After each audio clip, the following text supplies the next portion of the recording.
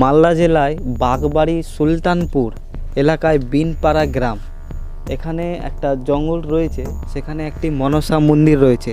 আমি এখানে এসেছি কিন্তু এখানে লোকজন নাই, তার জন্য এখানে কাউকে কিছু জিজ্ঞাসা করতে পারছি না।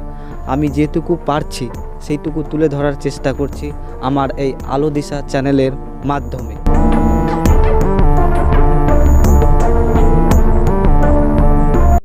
স্থানীয়দের মতে এই মন্দিরটি অনেক পুরনো।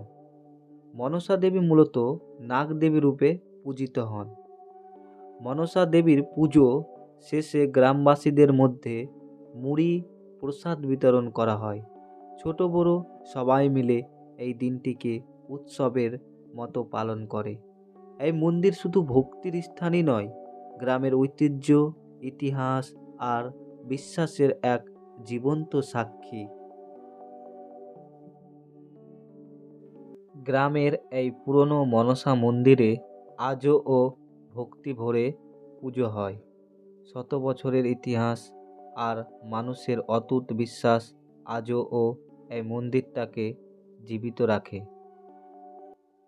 আপনারা এখানে দেখতে পাচ্ছেন মাটির সাথে গাছের জড় লেগে আছে, আর মাটিগুলো এক পাহাড়ের মতো উঁচু।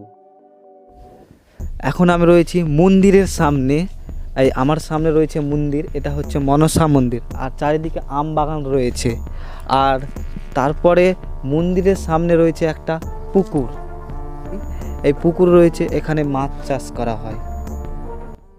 গ্রাম বাংলার ছোট ছোট মন্দিরগুলোই লুকিয়ে থাকে মানুষের বিশ্বাস আর ঐতিহ্যের গভীর গল্প। বিনপাড়ার এই মনসা মন্দিরও তারই একটি উদাহরণ। এমন আরও মন্দিরের গল্প পেতে আমাদের চ্যানেলটিকে সাবস্ক্রাইব করুন।